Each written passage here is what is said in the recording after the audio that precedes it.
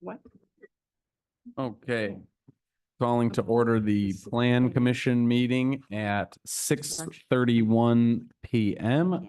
Absent two members, but we do have a quorum. Two items on the agenda, and if we want to kick it off, item number 2, approval of the May 28th, 2024 Plan Commission meeting minutes. Second, all right, any discussion? Okay, all in favor? Aye. Aye. Okay, motion carries 5-0. Item number 3, recommendation of an ordinance amendment to repeal and replace Chapter 536 zoning floodplain regulations as drafted by the Wisconsin Department of Natural Resources and required by the Federal Emergency Management Agency. And Bart, if you want to give us a brief overview, then we can go to comments. Sure. So as indicated in the memo in the packet, the village adopted its current floodplain zoning ordinance in 2008. That was also based on a favorable recommendation by the Plan Commission before adoption of the village board ultimately. In April of 2023, the village was contacted by FEMA to let us know that they were updating their maps and that we would subsequently at a minimum need to change our ordinance to reference the new maps. In the meantime, the DNR has also been working with us because they've changed their model ordinance. So we are doing this both on behalf of the DNR and FEMA maps. So those new maps will become effective October 24th, 2024. So working with the DNR, we have drafted what is compliant with their model ordinance and with reference to the new FEMA maps. We are required to have this adopted by September 24th of this year in order for any property in the village to maintain federal flood insurance. That's less scary than it sounds because we actually don't have any residences insured that are located in the floodplain, but still at the same time, we would like to meet that deadline. The DNR is working with 87 other communities on this tight time frame, and so they are not able to come to our meetings, but they are able to answer any questions that we have between now and ultimate adoption, which at this point is projected to be September 3rd. So what is in the packet represents a mashing of our current ordinance with the model ordinance. There's 2 versions provided, one with a red line showing what is being removed or changed, and one clean version. As I indicated in the packet as well, this same information has been given to the village attorney so that he can review it primarily for consistency with our coding and numbering scheme, because the DNR's model ordinance does not, use the same chapter 536, et cetera, that we have. So it is quite a job to cross-reference to make sure everything matches, but he was provided this last week. He hopes to have it done by the end of this month so that should we need to technically change anything, a reference or a subheading or whatnot, between now and September 3rd, we can do that. So what we are here for tonight is a review by the Plan Commission, because the code does require that the Plan Commission provide recommendation to the village board, who is the ultimate decision-making body. So as I mentioned, what is in the packet is largely based on, or I should say it's all based on the model ordinance of the DNR. And so staff recommends approval as drafted, understanding that technicalities may or may not emerge with the village attorney and DNR's re-review of our coding scheme. Great. With regards to the public comment, there's nobody in the room. Is there anybody online? I don't see anybody. Okay. So absent any public comment, any questions, concerns from the commissioners? Yes. I have one question. On page 18 of our packet, clause 6A under compliance, it says no structure or use within areas regulated by this ordinance shall hereafter be located, erected, constructed, reconstructed, repaired, and so on, without full compliance. So my question is, how does this impact structures in some of our public areas that might be within the flood zone if they're damaged and we want to repair them? For example, like at Hubbard Park, we've got the canoe launch, that bench next to it, and the boardwalk. In Estabrook Park, we have stairs and railings and paths. At Atwater, we've got the boardwalk, which was damaged a couple of years ago, I think, and had to be repaired. At the Nature Center, we've got stairs and railings.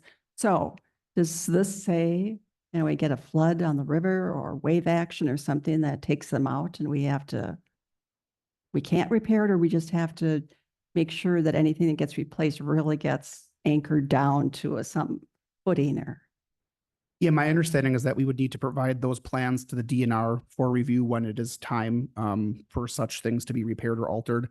I think that we've currently done that anyways, because once again, this ordinance in 2008 has the same general floodplain areas. And so anytime that anything happens along the riverbank, the DNR is always involved with our review of projects. So I don't think this is changing anything. It's added language that once again is in their model ordinance. But yes, if we are to ever do work in there again, as we did with the path, as you mentioned, all that stuff, the DNR is usually always involved with the review. Same thing with the bluff. As you're familiar with the news story like a couple months ago where the new property owner, contacted the DNR to make sure that their work on the bluff was approved. Anything on the bluff or the riverbank, the DNR is always involved with the review. So this is not changing anything. It's just a good reminder to us all that stuff does need to be reviewed by the DNR. Yeah, I just wanted to make sure that things that we do have and enjoy there could be replaced if they were damaged at severe weather or whatever. Yep, as long as they meet their regulations, that wouldn't be a problem, and they've met them in the past, so I think they can meet them in the future. Okay, thank you. Any other questions, comments? Otherwise, I'd entertain a motion. I'll make a motion. On just one sec. Second. All right. Oh, sorry, she has to say You it. gotta read it. I move to recommend that the village board adopt the proposed ordinance amendment to repeal and replace chapter 536 zoning dash floodplain regulations as drafted by the Wisconsin Department of Natural Resources and required by the Federal Emergency Management Agency, FEMA, subject to any technical/typographical clarifications from the village attorney or Wisconsin DNR. I second. Second, okay, motion has been made and seconded. Is this a roll call vote or? It that is a not. thing? Nope. Okay. All right, all in favor, say aye. Aye. Aye. Any opposed? Okay, motion carries 5-0. Are there any future items of consideration today from anybody? Anything that we have on our priorities list that we want to kind of start a discussion on? I am knee deep in finalizing the draft of the bike ped plan in July and August. So if we were to start those, I would ask that we start them later this fall when that is through public comment. So at this time, no, and staff doesn't have anything on file either that they believe will be coming to you in August at this time. That could change, but at the moment, there's no applications on file. Okay. All right. So if you have something come in, what's the deadline for things coming in so we know if we would have an August meeting? It is usually the final Wednesday of the month, so is next Wednesday in July still. Okay.